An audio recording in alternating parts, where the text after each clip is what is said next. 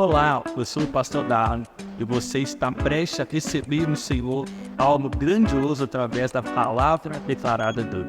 Por isso, prepare o seu coração para aquilo que você irá receber. E antes disso, nós te pedimos, se inscreva em nosso canal e curta esse vídeo. E aí, meus irmãos, como vocês estão? Estenda as mãos de vocês assim, as duas mãos. Agora façam assim. Recebam o meu abraço. Estou muito feliz de estar aqui hoje com vocês, tá? É um privilégio para mim estar compartilhando a graça de Deus com vocês. É um privilégio estar andando dia após dia ao lado de vocês, crescendo junto com vocês, sendo abençoado de uma forma sobrenatural pela vida de cada um. Eu quero convidar os inconformados com a inércia que estão aí junto comigo, espalhados no meio da igreja, para se agarrarem firmemente à intercessão enquanto eu estiver ministrando a palavra. Amém? Porque é algo muito sobrenatural Deus tem para trazer aos nossos corações no dia de hoje, mais uma vez. Amém? Deixa eu convidar vocês para a gente abrir a Bíblia em Eclesiastes de número 3, verso de número 16. E a gente vai com muita seriedade e profundidade meditar na palavra de Deus.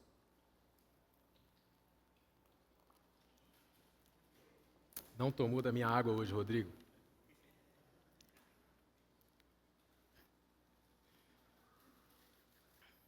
Amém? E aí? Eclesiastes 3:16. No jeito aí? Vamos lá? Vamos ler. Vi também, descobri depois disso, debaixo do sol, que no lugar do juízo havia impiedade, e no lugar da justiça, impiedade ainda. Eu disse no meu coração, Deus julgará o justo e o ímpio, pois há um tempo para todo propósito debaixo do céu, e para todo intento e obra. Disse eu no meu coração, isso é por causa dos filhos dos homens, para que Deus possa prová-los e mostrar que são em essência como os animais. Porque o que acontece aos filhos dos homens, isto mesmo também acontece aos animais. A mesma coisa lhes acontece. Como morre um, assim morre o outro. Todos têm o mesmo fôlego de vida e nenhuma vantagem têm os homens sobre os animais. Tudo é vaidade. Todos vão para o mesmo lugar, todos são pó, e todos ao pó tornarão. Quem sabe se o espírito dos filhos dos homens vai para cima e se o espírito dos animais desce para a terra? Pelo que vi, que não há coisa melhor do que o homem se alegrar nas suas obras, porque essa é a sua porção. Pois quem o fará voltar para ver o que será depois dele? Quem o fará voltar para ver o que será depois dele? Meus irmãos,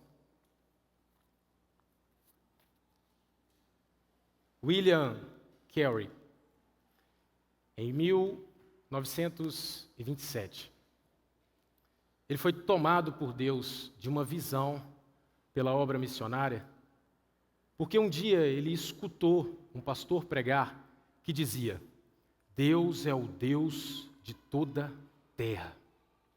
Ele escutou aquilo e disse: já que Deus é o Deus de toda a terra, por que então toda a terra não está invocando o nome de Deus? E ele sentiu o seu coração compungido, o seu coração empurrado, o seu coração constrangido. Ele se sentiu na obrigação de fazer este Deus da Bíblia ser realmente o Deus de toda a terra. Como ele iria fazer isso? Fazer com que Deus seja conhecido por aqueles que ainda não o invocavam.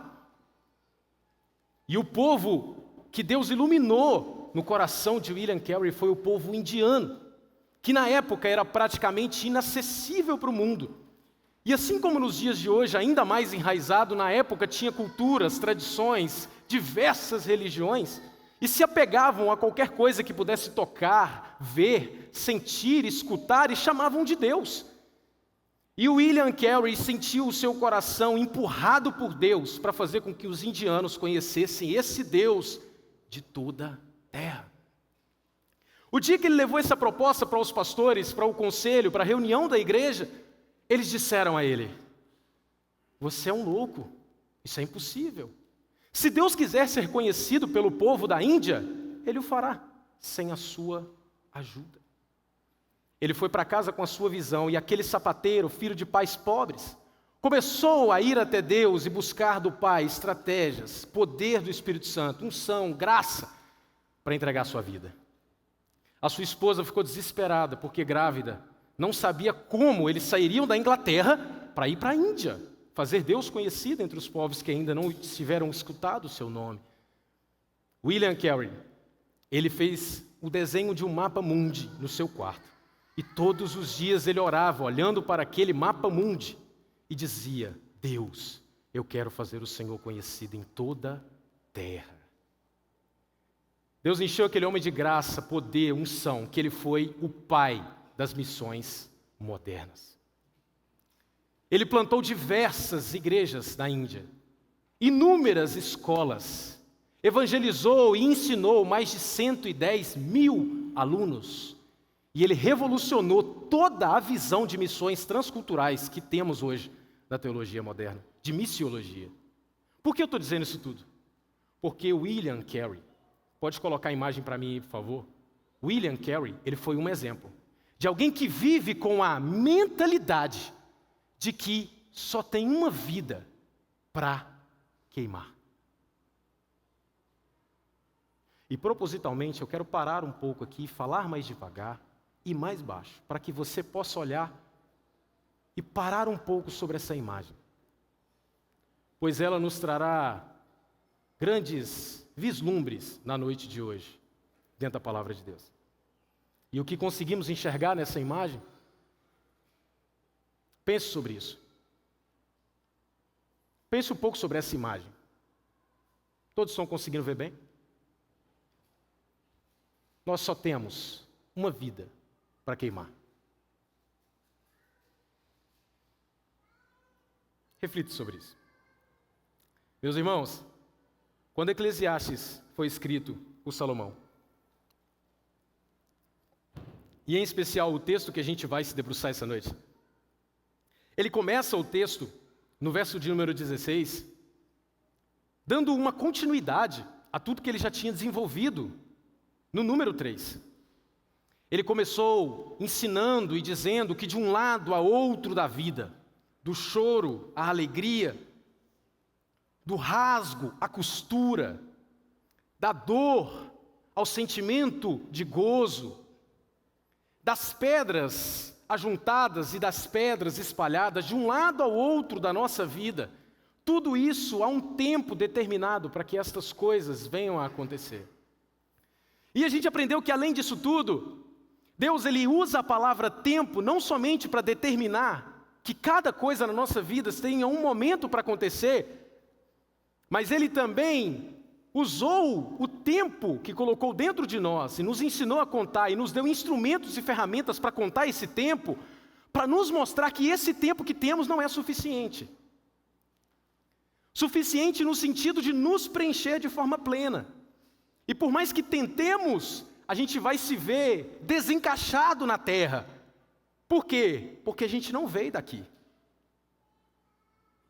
E aqueles que pensam que estamos indo para o céu, pode ser que não estejam tão errados, mas também eu quero dar a vocês hoje uma outra perspectiva e dizer a vocês e intrigá-los com a seguinte afirmação: nós não estamos indo para o céu, nós estamos voltando para o céu. Nós viemos do céu, porque o arquiteto que nos planejou, Ele é o dono dos céus. e nós saímos de dentro dele. Fomos pensados pela mente dele na eternidade passada, ele nos criou, nos desenhou, nos formou. E quando Moisés disse: Deus, eu não posso libertar o seu povo, porque eu não sei falar. O que Deus disse para ele? Fui eu que desenhei a boca do homem. Fui eu que desenhei o ouvido do homem. Fui eu que fiz o homem. Ele estava querendo dizer para Moisés: Moisés, eu te conheço antes que você fosse nada, Moisés. Eu te desenhei, Moisés.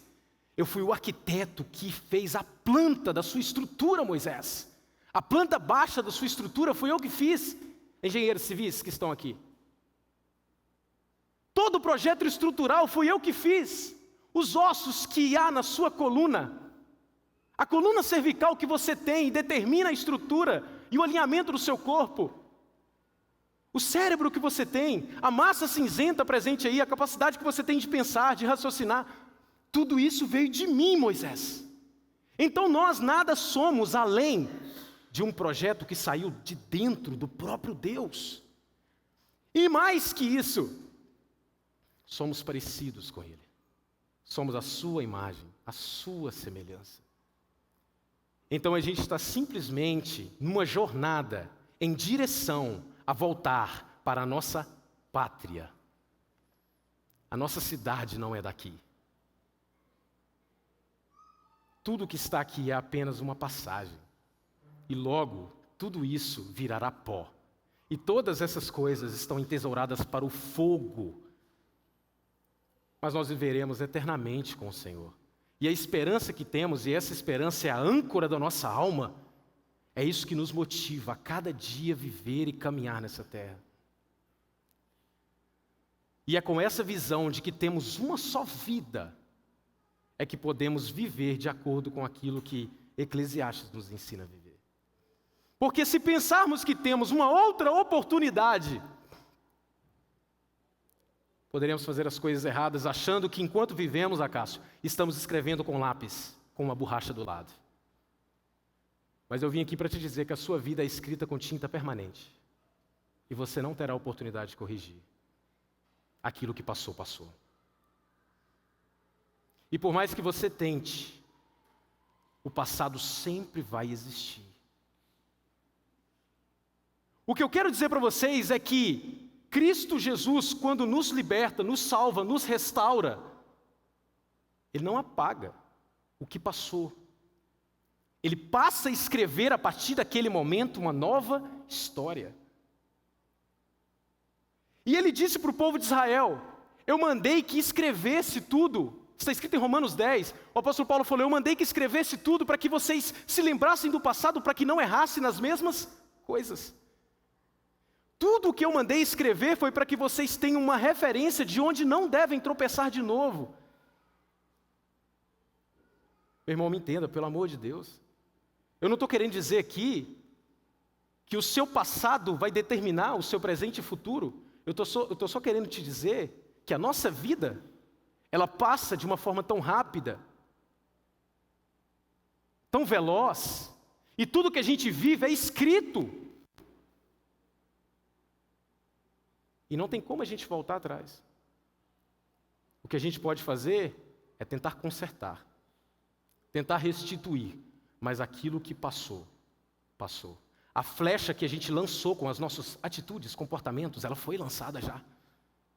As palavras que nós falamos, elas já foram faladas. E o papel que nós escrevemos, por mais que apaguemos quando possível, a gente não consegue apagar completamente a ponto de olhar para o papel e perceber que nunca nada foi escrito nele. Pelo contrário. E você pode amassar e desamassar e estará lá de novo. Deus coloca uma vírgula na nossa história e restaura a partir do nosso presente o nosso futuro.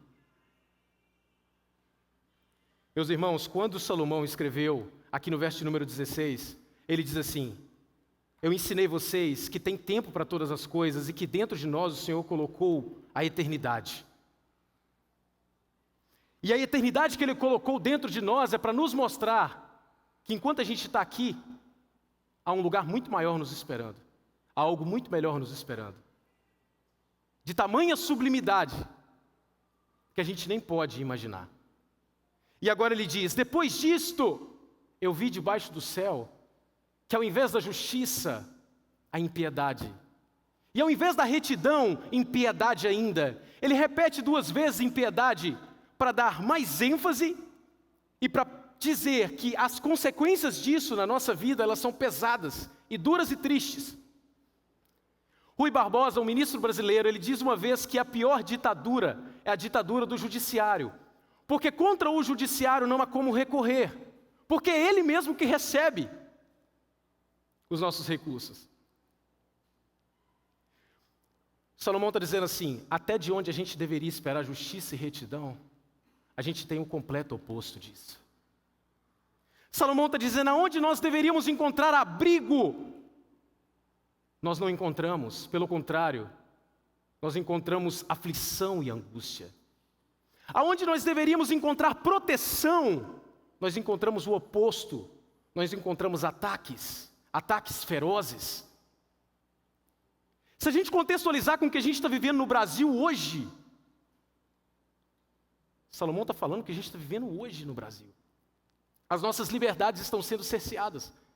E a cada dia que passa, o judiciário tenta se tornar cada vez mais dono da nossa vida. E o Estado tenta tomar o controle de tudo. A última denúncia feita pelo influenciador Felca.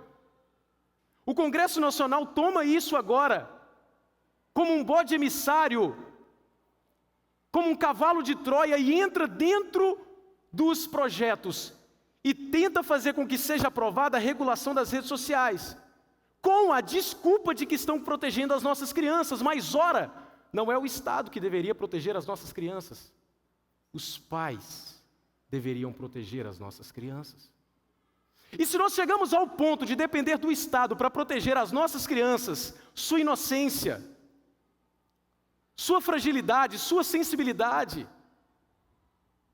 sua incapacidade de perceber e discernir o certo e o errado, se nós chegamos a esse ponto, significa que estamos a fiascos, estamos a frangalhos, somos maltrapilhos, como responsáveis por aquilo que Deus nos deu. E não precisa ser pai para ter esse entendimento, porque Deus não nos dá só filhos físicos, Deus também nos dá filhos espirituais. E aos nossos cuidados estão diversas pessoas, com diversos tipos diferentes de pensamento, mentalidade, cultura. E no lugar da justiça, temos impiedade. E aonde deveríamos encontrar retidão, encontramos ainda mais impiedade. Ou seja, há um empilhamento de impiedade, quando na verdade deveria haver justiça. Um coração reto, um coração inabalável, um coração estável, um coração equilibrado. E quantas vezes a gente não vive assim? De forma sutil, sem perceber, porque na maioria das vezes assim funciona. Deus está esperando algo de nós, e a gente entrega o completo oposto a Ele. Deus está esperando algo de nós, e o efeito cascata desse empilhamento de impiedade é fazer com que a nossa vida chegue a um ponto de desabar, de desmoronar. Porque a gente, quando não constrói sobre uma base de retidão e de justiça, a gente se perde na nossa própria corrupção. Em Gênesis capítulo 6, versículo 5, Deus diz a Noé: Noé, eu vou destruir a terra, porque o coração do homem é mau, e todos os seus propósitos são maus, desde a sua meninice. Inventaram e disseram para nós que quando somos crianças somos inocentes. Nós só não temos ideia do que estamos fazendo e das consequências que isso tem, mas inocentes nós não somos. Os nossos corações são maus. Você consegue perceber isso quando as crianças, elas não querem dividir o que têm? Você consegue perceber isso quando as crianças, elas não aceitam as repreensões que você dá? Você consegue perceber isso quando elas tentam ser donas de si mesmo, e mesmo que você diga não, elas seguem em direção àquilo que elas continuam a fazer, por mais que você diga não. Dentro de nós tem uma semente de pecado, está no nosso DNA. E não tem como nós tirarmos isso. E isso convive o tempo todo com a semente da graça.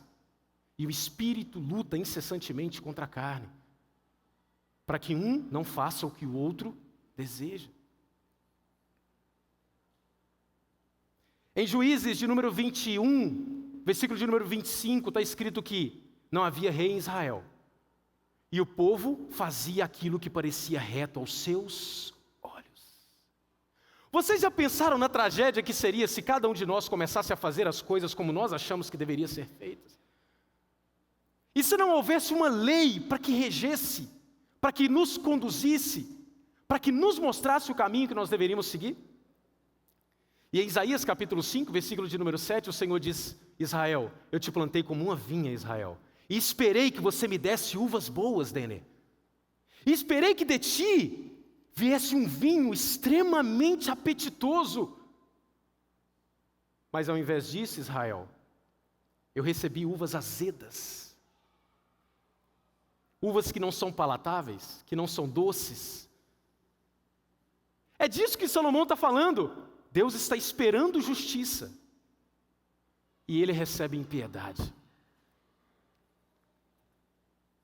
E quando a gente lembra do jardim do Éden, quando Deus plantou um jardim e colocou o homem lá dentro, ele esperava o que do homem? Tudo o que o homem não entregou é o que Deus esperava. O homem tinha Deus sentado à mesa todos os dias, Léo, na viração do dia. E as torradas, balduco, que o homem comia, tinha Deus como companhia. Até rimou. E o café, não sei se gourmet, não sei se comum, tinha Deus como companhia. E nem faria muita diferença, porque tinha Deus como companhia. As refeições, elas eram abrilhantadas por aquele que é o sol da justiça. Nunca houve um pedaço de trevas sobre o jardim do Éden, enquanto o homem olhava somente para Deus, e somente para Deus seus olhos enxergavam. Mas o homem entregou impiedade, e impiedade ainda.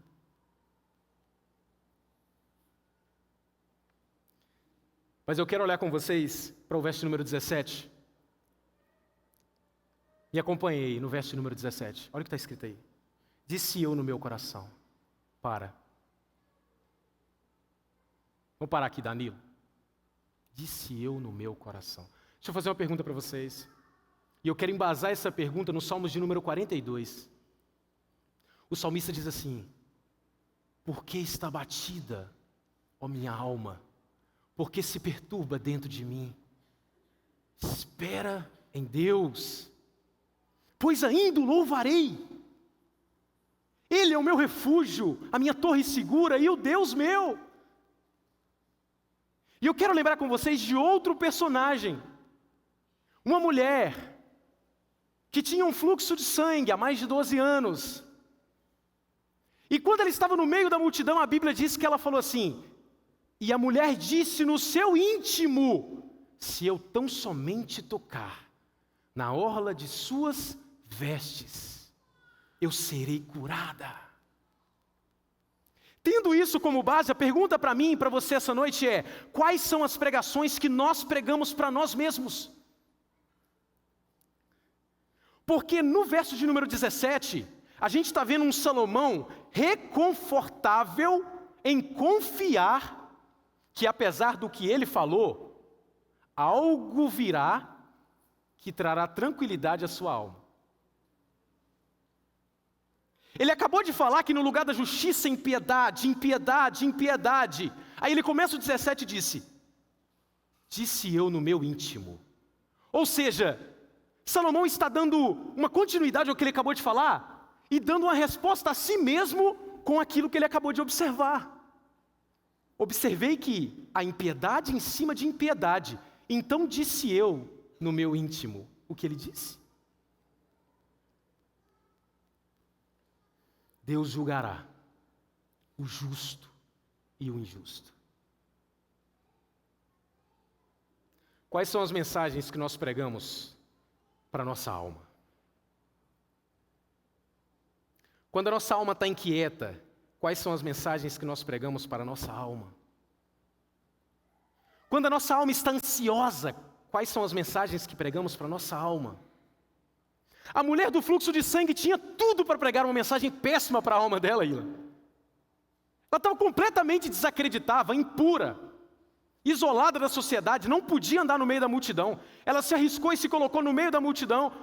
E a mensagem que ela pregava no íntimo dela é que se ela tão somente tocasse na orla do manto de Jesus, ela seria curada. Olha a mensagem que essa mulher pregava para ela. Aí você acha que a sua vida espiritual, ela vai suscitar. Você acha que você vai ser um soldado valente em batalha espiritual na terra. Você acha que você vai conseguir andar de forma vitoriosa em Cristo no mundo, dependendo das mensagens que somente nós pregamos a vós. Quais são as mensagens que você prega para a sua própria alma? Você é o maior pregador para você, meu irmão. Eu passo 1 hora do meu tempo de domingo, 2 com você. O Darlon, qualquer outro que subir aqui para falar da palavra de Deus, passará o mesmo tempo. Você passa 24 horas por dia, 7 dias por semana, 30 dias por mês com você mesmo. Quais são as mensagens que você prega para a sua própria alma? O que você diz para si mesmo? Não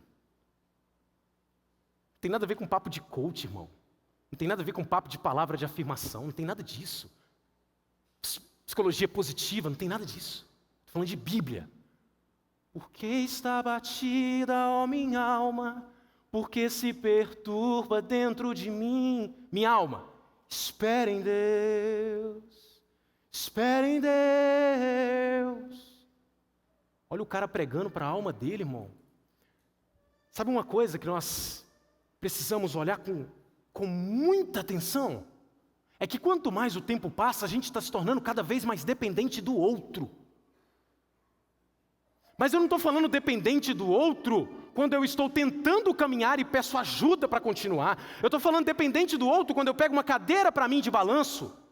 Eu sento nela na minha varanda de conforto e eu balanço de um lado para o outro e não saio do lugar. É deste dependente do outro que eu me preocupo. Porque o tempo todo a gente está precisando de alguém nos empurrando. O tempo todo a gente está precisando de alguém nos levando para o lugar onde a gente deveria estar. E a minha pergunta para você é: e se essa pessoa não existir? O que será de você se você não tiver o pastor para te dizer o que é pecado? O que será de nós se a gente não tiver a mensagem de domingo para nos dizer por onde andar?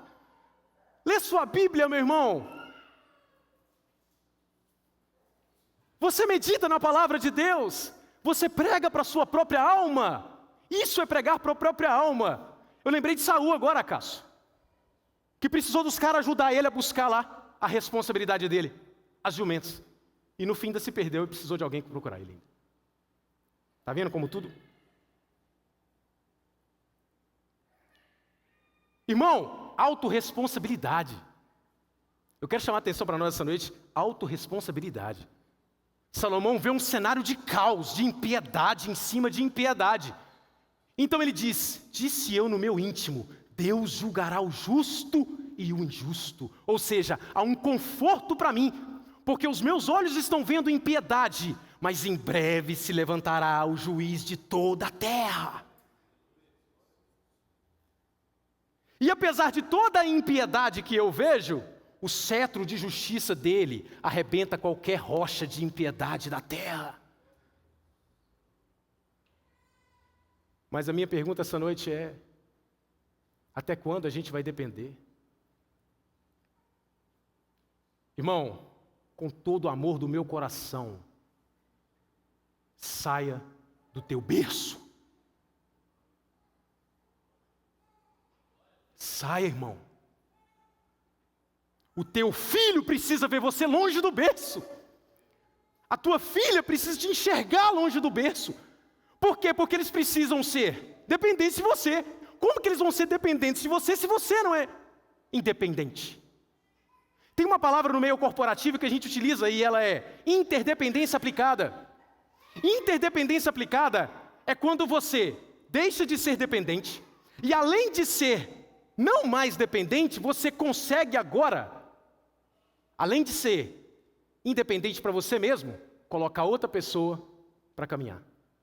Ou seja, você saiu de um estado de -1, que é dependente, o estado de 0, caminhando para o positivo, que é no caminho da independência. E agora você no estado do 1, você é positivo, irmão.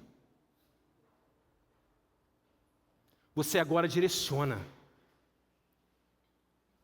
Mas o que a gente vê na nossa sociedade, o que a gente vê de forma geral, é um vale de ossos.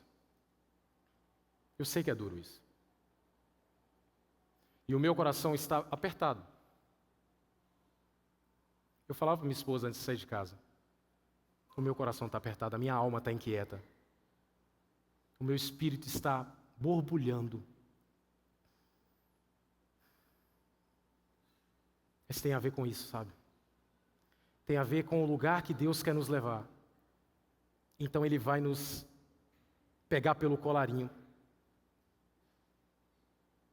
E alguns de nós que somos adultos, Ele vai nos colocar contra a parede.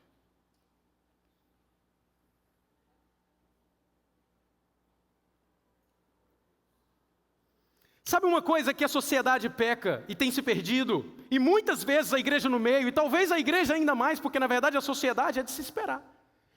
É de se esperar da sociedade esse tipo de atitude que eu vou falar agora. Por quê? Porque a sociedade não conhece Deus, irmão. Não tem como eu pedir ao engenheiro que nunca pescou na vida para pescar e esperar sucesso dele. Está nervoso, vai pescar, o cara vai ficar mais nervoso ainda, irmão. O cara vai ficar desesperado, frustrado na vida, não vai conseguir. A sociedade, não se espera da sociedade uma visão de Deus, mas da igreja se espera. E por isso a sociedade está caída. Ainda mais caída porque daqueles a que se espera uma visão de Deus, não tem nem para si mesmos.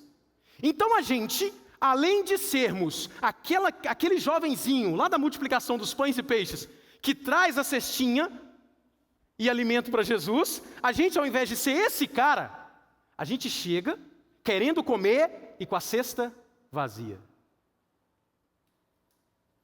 E a gente fala igual os discípulos: libera esse povo para buscar comida na cidade. Jesus falou assim: negativo. Na igreja, quem dá comida é a igreja. A igreja tem que ter comida para si e para a multidão. Só que aonde que está a nossa falha? E é isso que Deus está nos mostrando. Deus está colocando um espelho na nossa frente hoje para que a gente se humilhe diante da palavra de Deus junto, eu e vocês. A nossa falha está na perspectiva de Deus. Deixa eu fazer uma pergunta para você, meu irmão. Você enxerga Deus como? Qual a visão que você tem de Deus? Porque no verso número 17, na parte B do versículo, Salomão diz: Deus julgará o justo e o injusto. Sabe um pecado que a gente tem? A gente se acostumou com o Deus que a gente criou na nossa cabeça. Quando não na nossa cabeça, com o Deus que desenharam para nós. Mas a gente não vai até as Escrituras para conhecer o Deus da Bíblia. A gente se satisfaz assim. Tá bom para mim, 1h no domingo. O culto Logos. O culto Logos, meio de semana. Mas é o mesmo Deus? Mas o importante é o domingo, né? O importante é cumprir os rituais. Colocar as coisas no lugar, né? Os rituais, os procedimentos. O domingo não pode faltar. Domingo não pode faltar. Mas é sala de oração, irmão. É o dia que você pode se aproximar de um canto ali, irmão, sentar, colocar sua boca no pó, sujar seu nariz todo de pó, e falar: Deus, eu não sou ninguém, e eu quero te conhecer. Mas não tem muita gente, né? Afinal de contas, não sei orar. Quem te falou que orar é falar? Entra no teu quarto, fecha a tua porta e o teu pai que está em secreto te ouvirá? Não. O teu pai que está em secreto te vê. Não é o que você fala, é o que você está fazendo. É a sua postura. Irmão, dobra o joelho, deita no chão, senta, pula a cambalhota, para de escorpião. Não precisa falar nada. Só diga: Deus, me ensina a orar.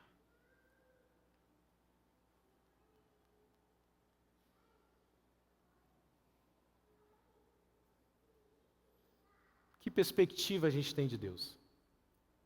Deus é o que para nós? Que Deus era na cruz?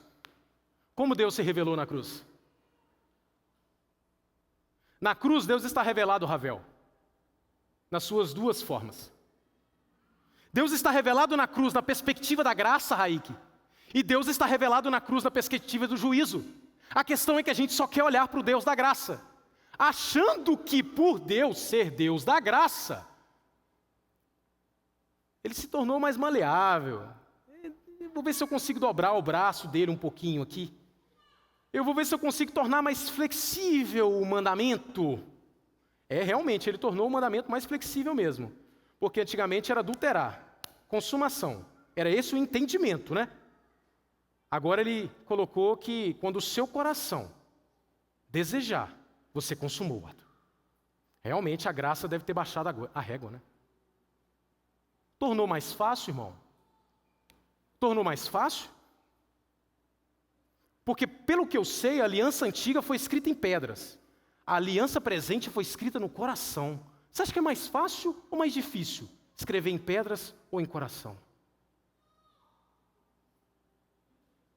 Pelo que eu sei, antigamente, a presença, a glória, a fumaça, estava tudo dentro de um templo, longe de mim, distante de mim. E o povo dizia: Moisés, não suba nós, suba você. Suba você no monte, Moisés, porque estamos com medo. Agora, a glória, a fumaça, a presença, o poder, a arca, está dentro de você. As tábuas da aliança antigamente estavam distantes do povo. O povo estava lá no arraial e as tábuas da aliança estavam lá dentro da arca da aliança. Agora as tábuas da aliança é Cristo habitando em você. Você tem noção do tamanho da graça, irmão? Você tem noção do tamanho da graça para você banalizar a graça? Para você achar que a graça está mais flexível? Que mundo que a gente está? Que planeta que a gente está vivendo? No Calvário, Deus estava na perspectiva de juízo, revelando a sua justiça, punindo o pecador no seu Filho. E ao mesmo tempo, Ele estava na perspectiva da graça, trazendo salvação para aqueles que estavam sendo substituídos pelo mesmo Filho. Então Deus no Calvário está trazendo graça, amor, perdão, restauração, mas ao mesmo tempo Deus está trazendo juízo, justiça, santidade e revelação de que Ele nunca vai deixar o culpado sem punição. Qual perspectiva a gente tem de Deus? Porque Ele julgará o justo e o ímpio, disse Salomão. Mas Tiago, desde que Paulo pregava, que estão dizendo que Jesus vai voltar. Perfeito, irmão. 2 Pedro já falou disso aí. Não que Ele tenha deixado de considerar cumprir a sua promessa, mas que Ele é longânimo. Irmão, Ele é paciente, irmão. É por isso que Ele não te pegou até hoje. Irmão, Ele não te pegou até hoje porque Ele é paciente, irmão. Ele é paciente.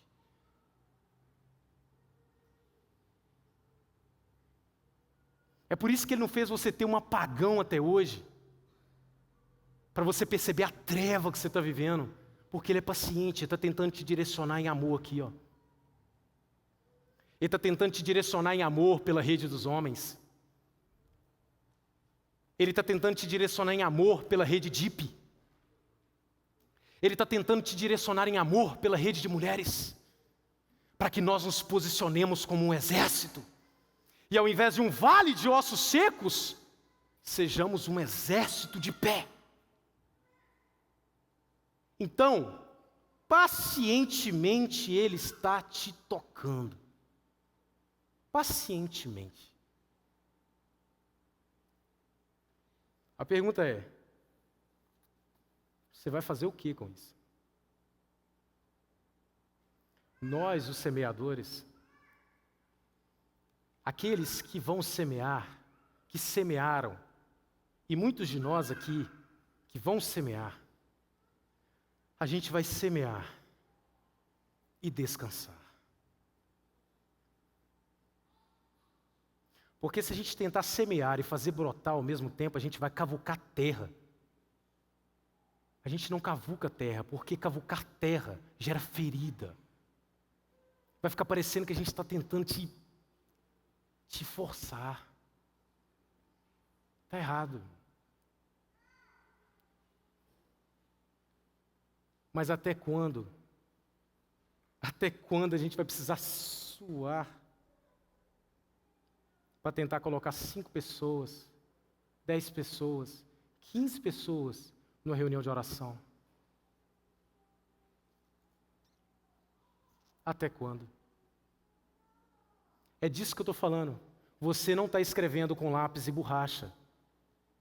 As reuniões de oração que você falta, você está escrevendo com tinta permanente. Às vezes que você maltrata o seu cônjuge, você está escrevendo com tinta permanente. Às vezes que você negligencia o direcionamento do seu lar, você está escrevendo com tinta permanente. Às vezes que você não entendeu ainda que todas as vezes que Deus te chama, quando você está fazendo algo aleatório no seu dia,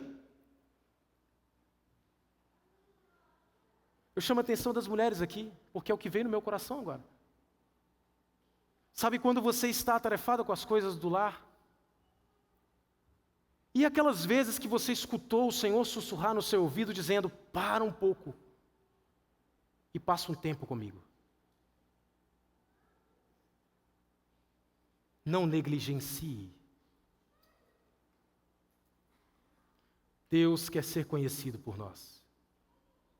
Deus quer ser conhecido por nós. E você só tem uma vida para queimar. O juízo desse Deus que se levanta para julgar o justo e injusto é imparcial, completamente livre de iniquidade. O seu cetro é de justiça. O seu trono está firmado sobre a equidade e a retidão. E em Jó 34:18 está escrito que aos reis ele chama de perversos e aos príncipes ele chama de ímpios. Ele não é como nós, irmãos. Como disse Isaías, eu não sou como vocês, o Senhor dizendo, eu não sou como vocês. Como que a gente é, Acácio? A partir do momento que a gente vê que o cara tem um anel diferente no dedo, que o cara está vestido de forma elegante, que o cara tem posses, que a pessoa, ela está num patamar diferente, que ela tem poder aquisitivo, que ela tem popularidade, a gente recua. A gente recua. Deus não. Os reis da terra comparecerão perante o seu julgamento. A questão é, ele determinou um tempo para isso. Coisa perfeita. Não é que ele não está vendo. Não é que ele não enxergou o que Adolf Hitler fez. Não é que ele não enxergou o que Stalin fez. Não é que ele não enxergou. Não é que ele não está vendo o que Vladimir Putin está fazendo. Não é que ele não está vendo. Não é que ele não enxergou. Provérbios 15:3. Os olhos do Senhor estão sobre toda a terra, contemplando os maus e os bons. Hebreus 12 diz o quê? Todas as coisas estão nuas e patentes perante os seus olhos. Não existe escama nenhuma diante dos olhos de Deus. Deus não está tendo dificuldade de enxergar absolutamente nada. Mas Ele determinou um tempo. Ele não fará quando a gente acha conveniente. Ele não fará por causa da nossa alma agitada, Anderson. Ele não se renderá ao nosso imediatismo, a nossa geração de micro-ondas, 30 segundos, 1 minuto. Ele ainda é fogão de lenha. Lívia. Ainda tem que preparar direitinho, colocar as toras, um pouquinho de palha, um pouquinho de papel. Não pode encher a boca do fogão de lenha, porque senão não acende, tem que ter oxigênio. Triângulo do fogo, tem que ter oxigênio. Além do combustível, além do comburente, tem que ter oxigênio. Deus é assim, irmão. Ele faz as coisas de forma processual, obedecendo cada detalhe com extrema perfeição. O Willan está lendo junto comigo a Bíblia? Não está? Se você não estiver lendo aí. Está lendo. Então está lendo. Está vendo? Agora é hora. Não pode, irmão. Colocou você aqui, acabou, irmão. Colocou você aqui, acabou. Agora você vira crente mesmo. E a gente lê o que lá em Êxodo? O Senhor, irmão, podia fazer o povo de Israel passar direto pelo caminho dos filisteus. Irmão, ia durar isso aqui, ó. Isso aqui, ó. Aí, Moisés fala assim: podia fazer vocês passar pela terra dos filisteus, mas não fiz. Fiz vocês darem a volta pelo Mar Vermelho. Irmão, Deus quer que você passe pelo mar mesmo. Deus quer que você passe pelo mar mesmo. O caminho em terra seca não está interessando Ele. Ele quer que você viva o mar. O difícil, o impossível. Porque é no impossível que você vai encontrá-lo. Porque no possível você se encontra. E nem nisso a gente está se encontrando. Nem no possível a gente está fazendo. Nem no básico. Aí a gente está achando que é abrir um livrinho pequeno, com um parágrafo, um texto isolado das Escrituras, que o autor interpretou como quer, e como você não leu, você recebe a goela abaixo. E o que você come te define. O que você se alimenta te define. A visão que você tem de Deus é o que você recebeu. De onde? Da palavra? Não. Dos reels. Dos stories. Status. Oração do dia. Para, irmão. Para. Até quando a gente vai comer papinha?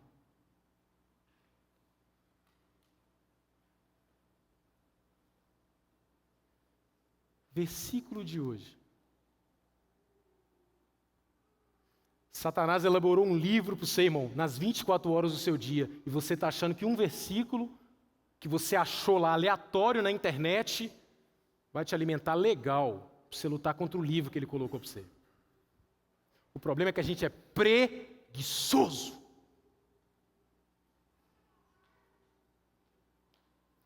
Nem inútil a gente consegue ser. Vocês pararam para pensar nisso?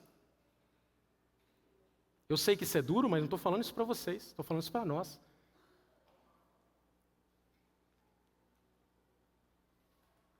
Não é uníssono, é responsivo. É um compartilhamento. Jesus falou assim: quando vocês tiverem feito tudo o que ordenaram para vocês fazerem, repitam comigo assim: somos servos inúteis. Mas nem o que Ele mandou a gente fazer, a gente está fazendo.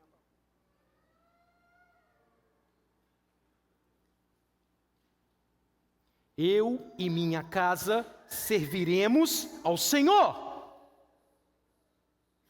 Que dia que a sua casa serviu ao Senhor longe do culto da igreja?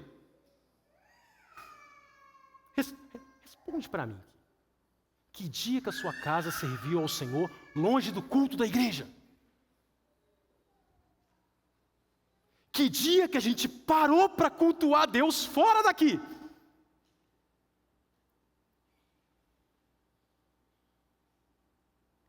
Vocês parar para pensar, a nossa vida cristã não pode se resumir a esse tempo, não, gente. A gente vem aqui para transbordar sobre a vida dos outros. Transbordar sobre a vida dos outros. Isso aqui não é uma praça de alimentação que você pede um McDonald's, um Burger King. Pega um brindezinho de um carrinho e sai satisfeito, feliz da vida. Show de bola. Me alimentei 0,800 ainda. Lá pelo menos você paga.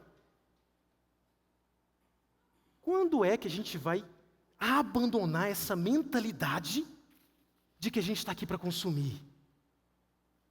Quando é que a gente vai entender isso?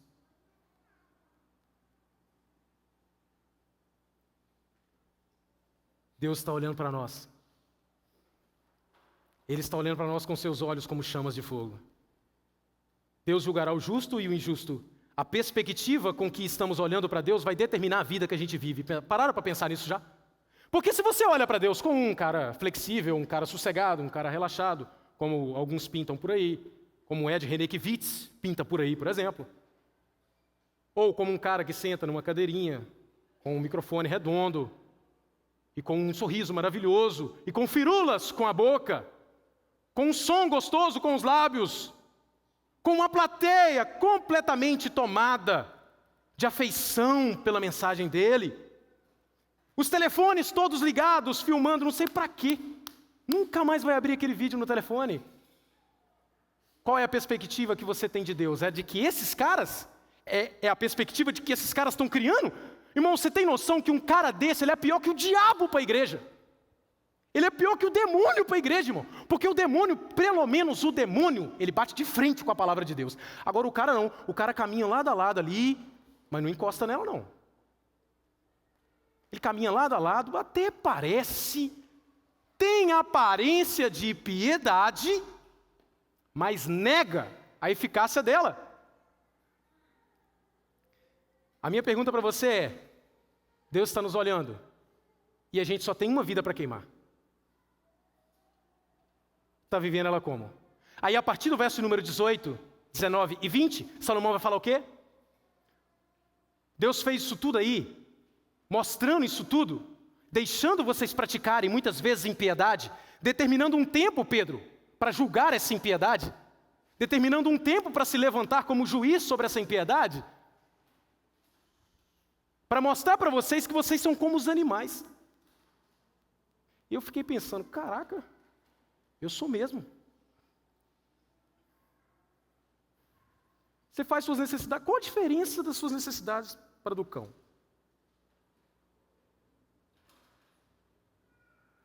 Desconfortável. Eu sei, desconfortável. Qual a diferença? Qual a diferença? Olha para a sua estrutura. Irmão, a gente é tão parecido que os caras pegaram esse negócio e falaram, não, viemos do animal.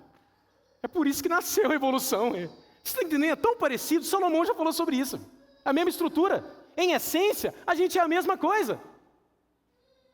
A diferença é que a gente toma banho, passa um perfume legal, veste uma roupa bacana. Mas a gente é pó, do mesmo jeito que o animal é. A gente vai para o mesmo lugar que o animal vai.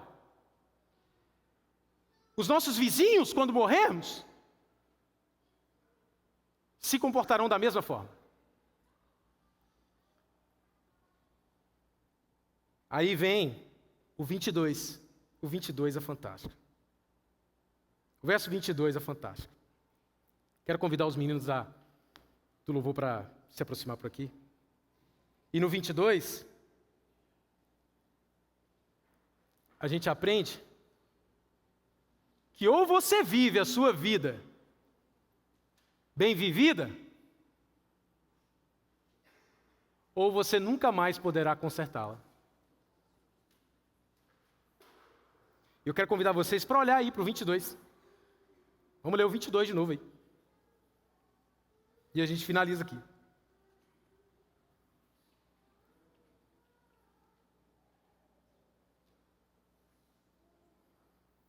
Está escrito aí assim: pelo que vi, não há coisa melhor do que se alegrar nas suas obras, porque essa é a sua porção. Quem te fará voltar para ver o que foi depois de você? Quem vai te fazer voltar depois que você morrer? Para você ver o que foi depois de você.